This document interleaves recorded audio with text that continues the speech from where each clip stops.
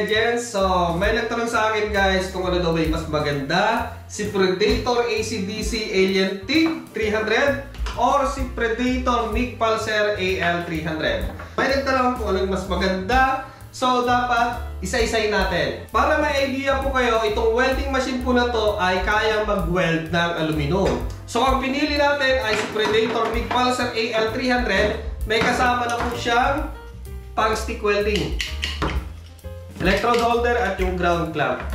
Tapos yung MiG Torx na may kasamang dalawang ganito guys, yung pang metal at nylon hose para sa aluminum. Ayan. So pwede po siya sa aluminum. Si Predator AC/DC Alien TIG 300 ay may kasama na po ang pang TIG Torx na may, ayan, pwede po siya sa pulse TIG. Tapos may kasamang consumable. Yan, para dito. Tapos meron din po siyang kasama pang stick welding. So i-power on natin para makita natin yung display. Pati yung isa mamaya. Unahin natin dito kay MiG. So ayan guys, yung kanyang display malaki. Merong button dito para pag select natin sa MiG CO2, MiG with MiG CO2, flux cord, then sa aluminum with argon.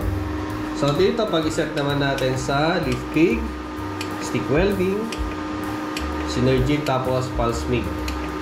Yan. Tapos dito pwede natin iset sa 2T at 4T spot welding. Then meron siyang dalawang knob. Additional na mga detail dito, yung voltage output niya, then yung kanyang ampere. 17.5 pag nasa flux cord tayo, 122 ampere. So dito sa harap niya, eto maganda dito kasi nga pag pinaandar natin, hindi kagad aandar yung kanyang blower. Hindi kagaya dito sa isa, aandar kagad. Saka lang aandar ito pag mainit na. So, meron siyang digital display dito. Then, mga ilaw kung saan tayo nakaset. AC, pulse AC, DC, pulse DC, stick welding. Then, yung setting natin sa 2T, 4T at spot. Tapos, yung setting natin dito sa argon gas. Then, sa ampere. Frequency sa AC, available yan sa AC, pero pag dito sa DC, wala. Hindi natin may set doon kasi available lang sa AC. Pang aluminum. Ayan. Tungsten. Tapos sa parameter, iilaw yan kung may problema. Ayan. So dito, pwede kang mag-stick welding or yung welding rod ang gagamitin. So dito sinubukan ko.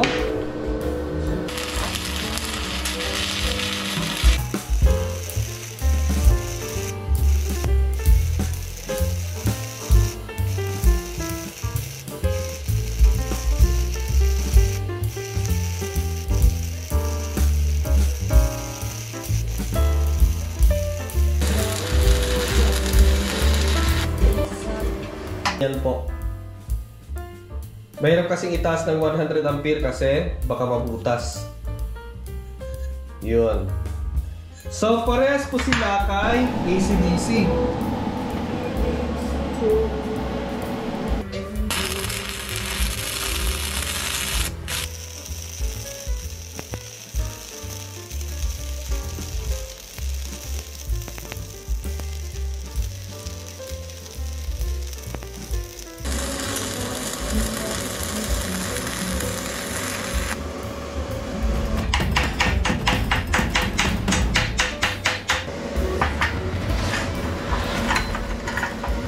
Ito po yung naging resulta ng welding ko ng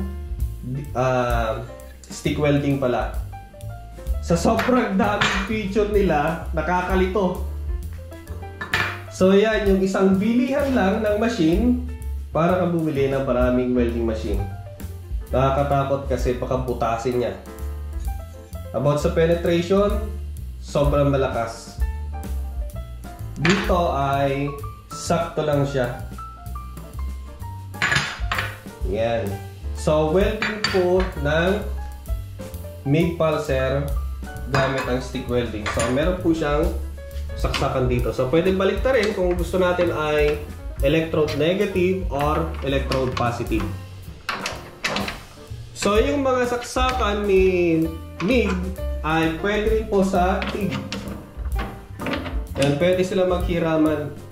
Yun ang isang gusto ko sa mga welding machine na to kasi hindi mo na kailangan magpalit ng machine, magdagdag ka lang ng mga cord, makakapagtrabaho ka na ng stick welding. Isa pang maganda sa mga welding machine na to guys ay pwede ka mag-weld gamit ang aluminum. So eto, si MIG Pulser AL or Aluminum 300 ay pwedeng mag-weld ng aluminum gamit ang MIG. So ganito po yung pang aluminum. So yung pang 5 kilo na flux cord at solid wire, ganito po yung size pero mas mabigat siya. So eto ay aluminum, mas magaan pero parehas yung size. Lalagay natin dito, magpapalit tayo ng nylon hose. Dito, pwede na tayo mag-weld ng aluminum.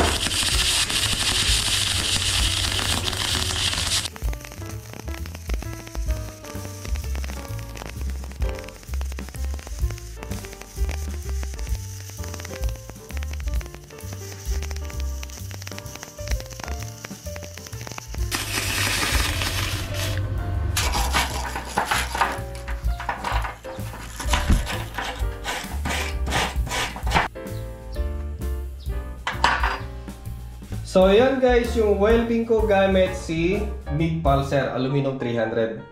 So ginagamitan po siya ng argon gas para maiwasang mangitin. Okay. So makapal po siya guys, oh. Mahirap lang mag-welding kapag manipis. So suitable po siya na pang fill up. Grabe ang ganda. So hindi mo na kailangan ng filler kasi meron po siyang ganito. So ito po yung filler, parang filler niya. Napakabilis. Then dito kay Predator AC/DC TIG ay mas madali siyang matutunan compare dito kay MIG aluminum. Sa aluminum lang naman.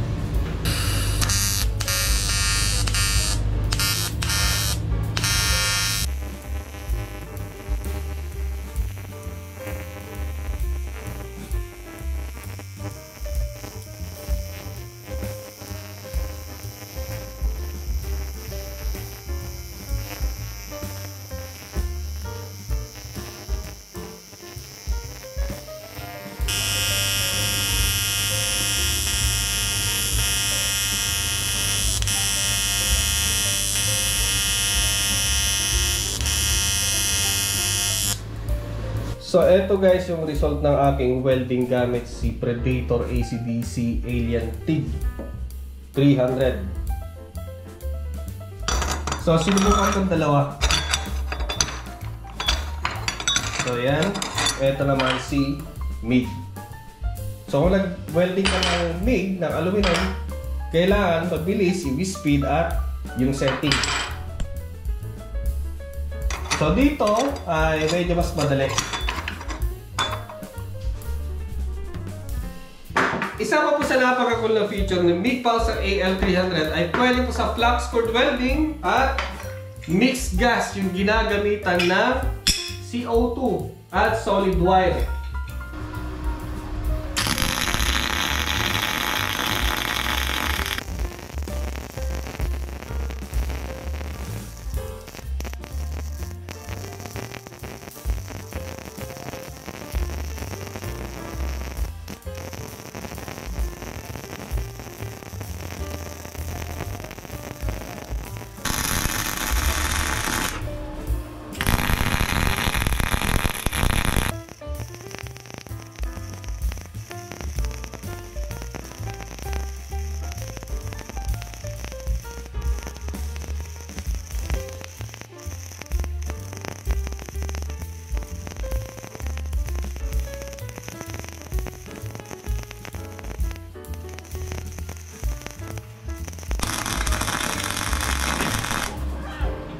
Alright, so eto guys yung welding gamit ang flux cord welding. So makikita nyo, marami siyang spatter. So, ganun po ang flux cord.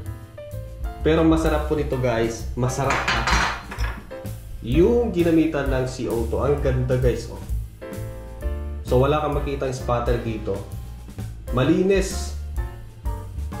Wala kang makikitang floss. Bali talaga po yung winelding ko gamit ang CO2. Ang ganda, grabe. So dito ako na-addict sa merong CO2 kasi ang linis. So ang flux cord at solid wire yung ginagamitan ng CO2. Ginagamit ko yan sa makakapal syempre, pero the best po sila sa mga maninipis. At ang gusto ko po sa ginagamitan ng CO2 ay maganda siya sa mga butas-butas, mga crack, may space pang fill up. So dito sa AC/DC Alien TIG ay nakafocus lang po siya talaga sa TIG, manual TIG at pulse TIG. So pwede sa AC, pulse AC, DC at pulse DC at MMA. So you can do all the time TIGging. TIG. Si MIG Pulsar AL300 ay kaya din po niyang mag-welding ng TIG. So hindi lang po si AC/DC ang kaya ng TIG, pati rin si MIG.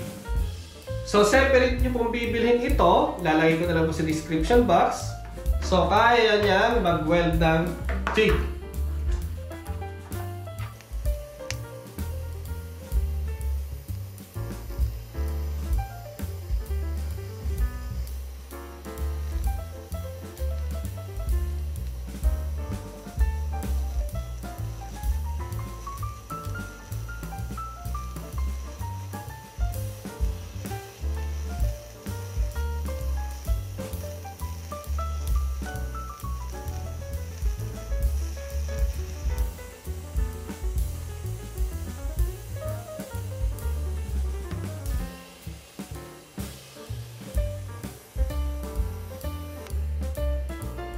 So, ito po yung welding gamit si Pulsar AL300. So, pinapangalanan ko po kasi pati dito ay nag-welding ako ng TIG. So, ito po yung welding niya gamit yung leaf TIG. Ang liliit, diba? Kasi nga kung lalakasan natin, yan, malulusaw po, magkakabutas. So, yan po yung welding gamit si Pulsar.